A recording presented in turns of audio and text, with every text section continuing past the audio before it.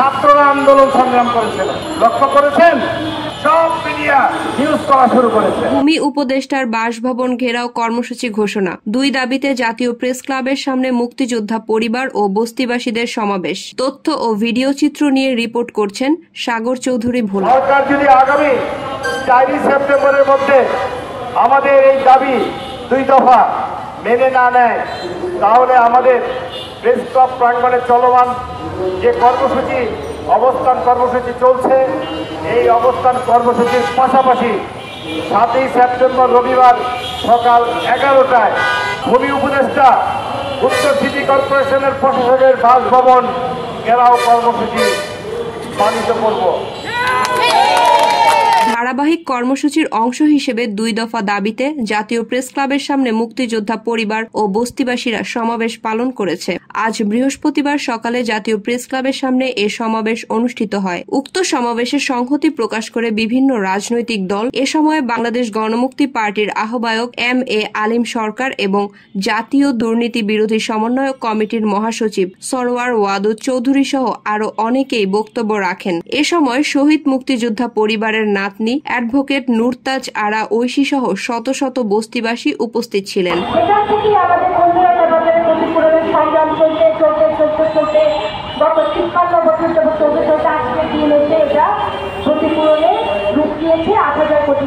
সমাবেশ থেকে নতুন কর্মসূচি ঘোষণা করেন শহীদ মুক্তিযোদ্ধা পরিবারের সন্তান আলহাজ মোহাম্মদ আব্দুর রহিম। তিনি বলেন, আগামী 6 সেপ্টেম্বরের মধ্যে দাবি না মানলে 7 সেপ্টেম্বর সকাল 11টায় ভূমি উপদেষ্টার বাসভবন ঘেরাও করা হবে। এরপরও যদি দাবি না মানা হয়, ধারাবাহিকভাবে ভূমি সচিব, জেলা প্রশাসক ঢাকা, উত্তর সিটি কর্পোরেশনের প্রশাসকদের বাসভবন ঘেরাও কর্মসূচি পালিত হবে। প্রসঙ্গত, মুক্তিযোদ্ধা পরিবার ও বস্তিবাসীদের দাবি 2টি হল রাজধানীর বিজয় সরণস্থ কলমিলতা বাজারের ক্ষতিপূরণ দাবি ও মিরপুর ভাসানটেক বস্তি পুনর্বাসন প্রকল্পটি ফিরিয়ে দেওয়ার জন্য। সমাবেশে আব্দুর রহিম আরো বলেন, আমরা 2টি দাবিতে টানা 20 দিন যাবৎ আন্দোলন চালিয়ে যাচ্ছি, কিন্তু সরকার কোনো সমাধান করছে না। সচিবালয়ের গেইটে প্রতীকী আন্দোলন করতে গেলে পুলিশ আমাদের বাধা দিয়েছে। শাহবাগ মোড়ে আন্দোলন কর্মসূচি করতে গেলে সেখানেও পুলিশ বাধা দিয়েছে। কাফনের কাপড় পরে কেন্দ্রীয় শহীদ মিনার চত্বরে প্রতীকী অবস্থান কর্মসূচি পালন করেছি। কলমিলতা বাজারের সামনে অবস্থান কর্মসূচি পালন করেছি।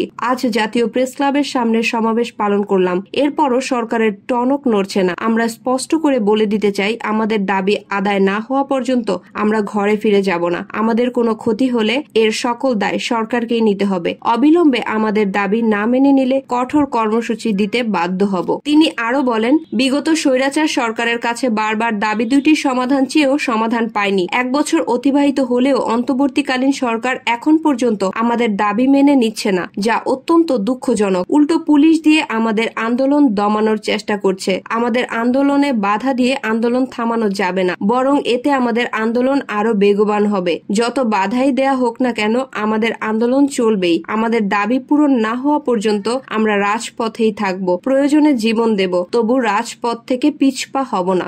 আব্দুর রহিম টেলিভিশন পত্রপত্রিকার উদ্দেশ্যে বলেন, আপনারা নিউজ ও টক শো প্রচার করছেন, কাদেরকে নিয়ে? দেশে কি রাজনৈতিক সমস্যা ছাড়া আর কোনো সমস্যা নেই? প্রতিদিনই রাজনৈতিক খবর ছাড়া দেশ ও জাতির হাজার হাজার সমস্যা রয়েছে। তাদেরকে নিয়ে টক শো ও পত্রপত্রিকায় লেখালেখি করলে দেশের জনগণের সমস্যার সমাধান হবে। এতে আপনার টেলিভিশন ও পত্রপত্রিকার জনপ্রিয় হয়ে উঠবে। সরকার ও সকল বিষয়ে অবগত থাকবেন। এতে করে আমাদের আগামীর সুসমৃদ্ধ বাংলাদেশ তৈরি হবে। এই 4 জনের বাসভবনের সামনে আমরা পর্যায়ক্রমে থাকবো।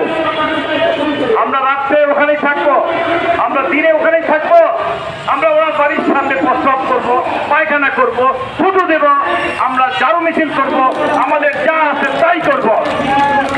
বস্তিবাসী ও শহীদ মুক্তিযোদ্ধা পরিবারের যৌক্তিক দাবি আদায়ে দীর্ঘদিন ব্যাপী জাতীয় প্রেস ক্লাবের সামনে লাগাতার অবস্থান কর্মসূচি পালন করে আসছেন। বস্তিবাসী ও শহীদ মুক্তিযোদ্ধা পরিবার বলেন, গত 9 আগস্ট থেকে আজ পর্যন্ত সরকারের পক্ষ থেকে কোনো সমাধানের কথা পাননি। বস্তিবাসী আমরা দিন রাত খেয়ে না খেয়ে এতগুলো মানুষ রাত দিন প্রেস ক্লাবের সামনে মশার কামড় খেয়ে পড়ে আছি। আমাদের সাথে লাগাতার অবস্থান কর্মসূচিতে রয়েছেন নারী, পুরুষ, শিশু, কিশোররা। আমাদের সমস্যা সমাধানে সরকারের কাছে বারবার আহ্বান জানাচ্ছি, কিন্তু সরকার আমাদের সেই কথাকে কোনো তোয়াক্কা করছেন না।